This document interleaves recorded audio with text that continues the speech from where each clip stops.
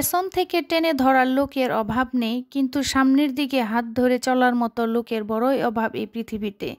তাই কে কি বলল সেই দিকে কান না দিয়ে নিজের মনকে প্রশ্ন করা উচিত যে আমার কোনটা করা ঠিক বা ঠিক না। সেই দিকে লক্ষ্য ঠিক রেখে আমাদের এগিয়ে চলাটাই উচিত। আসসালামু আলাইকুম, সবাই কেমন আছেন? কাছে বা দূরে, দেশ ও দেশের বাহিরে যে যেখান থেকে ভিডিওটি দেখছেন, আশা করি সবাই অনেক অনেক ভালো আছেন। আল্লাহর রহমতে আমিও ভালো আছি। আমি কল্পনা, টাঙ্গাইল থেকে বলছি। আজকে আরেকটি নতুন ভিডিও নিয়ে আপনাদের সামনে হাজির হয়ে গেলাম। আশা করি আপনাদের ভিডিওটি ভালো লাগবে। ভালো লাগলে প্লিজ ভিডিওর শুরুতে একটা লাইক দিয়ে ভিডিওটি দেখা শুরু করবেন। আর আমার চ্যানেলে যদি নতুন হয়ে থাকেন তাহলে আমার ছোট্ট চ্যানেলটিকে সাবস্ক্রাইব করে আমার পাশেই থেকে যেতে পারেন। এই তো আজকে ছাদে আসছিলাম অনেক দিন পরে। রেগুলার আসলে ছাদে আসা হয় না। এখানে গাছগুলা গাছ ভালো লাগে, কিন্তু রেগুলার ছাদে আসার সময় হয় না। এই গাঁদা ফুল গাছটা আমার বারান্দায় রাখছিলাম, কিন্তু রোদ পায় না। আমার বারান্দায় যেহেতু রোদ পাওয়া যায় না, রোদ পায় না, সেই জন্য গাছটা একদম মরেই গেছিলো প্রায়। সেই জন্য ছাদে এনে দেওয়াতে গাছটা মাশাআল্লাহ তাজা হয়ে গেছে। এর জন্য একটু ছাদে আসছিলাম গাছগুলো দেখার। এখন নিচে চলে আসছি। সকালে ভাত ভাজি করতেছি। গতকাল রাত্রে একটু ভাত ছিল, সেটা ডিম দিয়ে কাঁচামরিচ পেঁয়াজ দিয়ে ভাত ভাজি করে নিলাম। শীতের দিনে ভালোই লাগে, রাত্রে ভাত বেঁচে গেলে ওটার নষ্ট হওয়ার কোনো চান্স নাই। ওটা সকালবেলা ভাত ভাজি করলে খেতে বেশ ভালো লাগে। আমার বাচ্চারা খুব পছন্দ করে, আমার কাছেও ভালো লাগে। তো ভাত ভাজি করে মেয়েকে খেতে দিলাম, নিজেও খাবো। ভাত ভাজি খেতে বেশ ভালোই লাগে।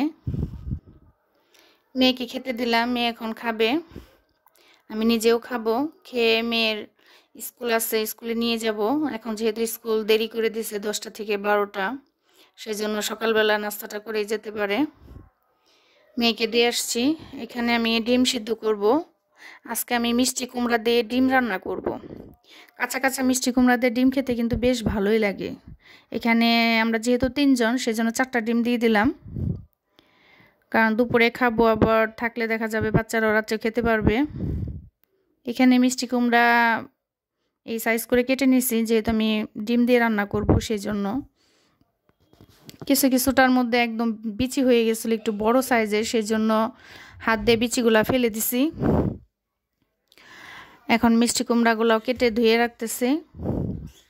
আর এখানে সিম, আলু, কাঁচা টমেটো একত্র ভুনা করব রুই মাছ দিয়ে, সেই জন্য কেটে নিচ্ছি।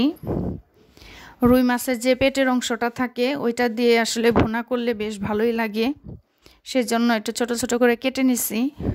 আর এখানে সিম, কাঁচা টমেটো আর নতুন আলু, এগুলা দিয়ে আজকে রুই মাছ দিয়ে ভুনা করব। আর মিষ্টি কুমড়া দিয়ে ডিম রান্না করব।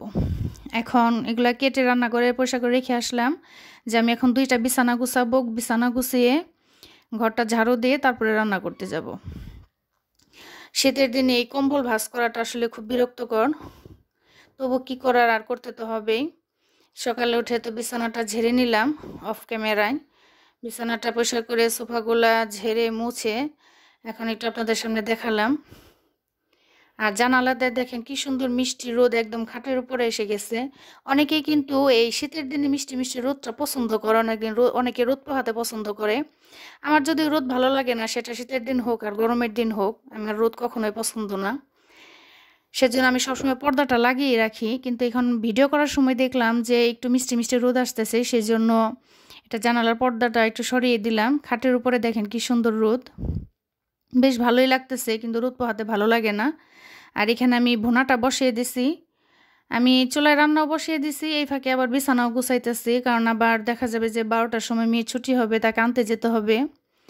আর এখানে সকালবেলা খালা নাকি আসছিল, এসে বলে গেছে যে আজকে সে দুপুরে দুপুর পরে বিকেলে আসবে। তার বাসায় একটু সমস্যা, সেই জন্য সে বিকেলে আসবে ঘর মোছার জন্য।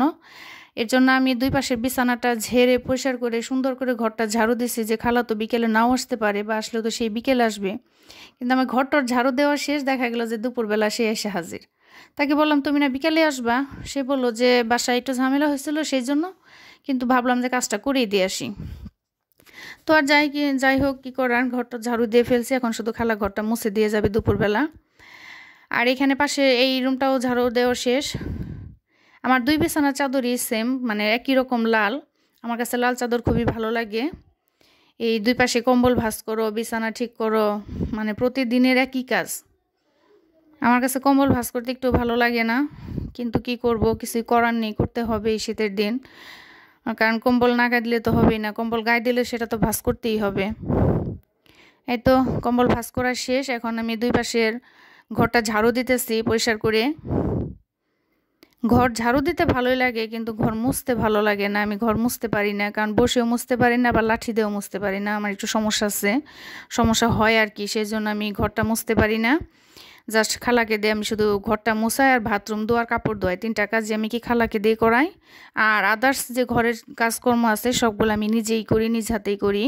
কারণ আমাদের প্রত্যেকটা মেয়েরই সংসারের প্রতি আলাদা একটা টান, ভালোবাসা, ভালো লাগা। সংসারে কাজ করতে কিন্তু আমাদের বেশ ভালো লাগে, কোনো ক্লান্তি লাগে না। এই যে আমরা গৃহিণীরা প্রতিদিন সকাল থেকে মানে রাত পর্যন্ত A to Z সর্বক্ষণ যে আমরা কাজের তালে থাকি, আমাদের কিন্তু কোনো ক্লান্তি নাই। আমরা কিন্তু সংসারটাকে ভালোবেসে আমরা সব কাজ করে নিই। যেটা আমার খুব বেশি জুলুম হয়ে যায়, আমি পারি না, আমি সেটাই জাস্ট খালাকে দিয়ে করাই। তাছাড়া আদার্স সব কাজ আমি নিজ হাতেই করি। তো এখানে আমি কিন্তু রান্না করতেছি, পাশাপাশি আমি 2টা রুম পরিষ্কার করতেছি, কারণ 12টার মধ্যে আমার কাজ শেষ দিয়ে আমাকে মেয়েকে আনতে যেতে হবে। সেই জন্য চুলায় রান্না বসিয়ে আমি 2 পাশের রুমটা গুছিয়ে এখন ঘরটা ঝাড়ু দেব। ঝাড়ু দিয়ে আমার রান্নাটা শেষ হলে আমি 12টার দিকে মেয়েকে আনতে যাব। এখন মেয়ের স্কুল দিছে 10টা থেকে 12টা, কারণ সব স্কুল তো এখন বন্ধ, কিন্তু যারা SSC পরীক্ষার্থী তাদের তো এখনও ক্লাস হচ্ছে। সেই জন্য এখন এখানে আমি ভাত বসিয়ে দিছি। প্রতিদিন যত কিছু রান্না করি সাথে ভাত তো রান্না করতেই হবে, ভাত তো এটা মাস্ট। দেখা যাবে যে 4-5টা তরকারি রান্না করলে ভাত তো রান্না করতেই হবে। আর প্রতিদিন ভাত রান্না দেখানোর কিছু নাই, সেজন্য আর প্রতিদিন দেখানো হয় না। কিন্তু যতই তরকারি রান্না করি ভাত তো প্রথমেই রান্না করতে হবে, কারণ ভাত রান্না করলে খাবো কি দিয়ে, এটা তো করতেই হবে মাস্ট। এখানে আমি তো সিম, আলু, টমেটোর ভুনাটা খেতে অসম্ভব মজা হয়েছে। আমার ছোট মেয়ে যদিও খায় না কাটা ছোট মাছ, মানে বড় মাছ হোক আর যাই হোক একটু ভেঙে গেছে কাটা, এটা খায় না। কিন্তু আমার বড় মেয়ে বলছে যে আম্মু ভুনাটা অনেক মজা হয়েছে, আমারও বেশ ভালো লাগছে। আর এখানে মিষ্টি কুমড়া দিয়ে ডিম দিয়ে রান্না করতেছি। যেহেতু এটা কাঁচা মিষ্টি লাউ, সেহেতু একটু চিনি দিতে হবে, তাহলে মিষ্টির ব্যালেন্সটা মোটামুটি ঠিক হবে।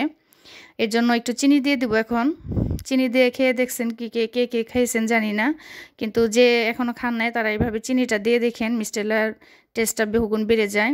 সেটা ভাজি হোক, ভর্তা হোক বা রান্না হোক। যে মিষ্টি মানে একদম পাকা মিষ্টি লাউ চিনি দেওয়ার প্রয়োজন হয় না, কিন্তু যেগুলো একটু কাঁচা কাঁচা মিষ্টি লাউ সেখানে একটু চিনি দিলে মানে মিষ্টিটা ব্যালেন্স হয় ভালো, খেতে বেশ ভালো লাগে। তো আমার রান্না হয়ে গেছে। এখন আমি বড় মেয়েকে আনতে যাব। বড় মেয়েকে নিয়ে এসে গোসল আসল করে দুপুরে খাওয়া দাওয়া করবো বাচ্চাদের নিয়ে। এই তো এতক্ষণ ধৈর্য ধরে যারা ভিডিওটি দেখলেন অসংখ্য ধন্যবাদ। খোদা হাফেজ।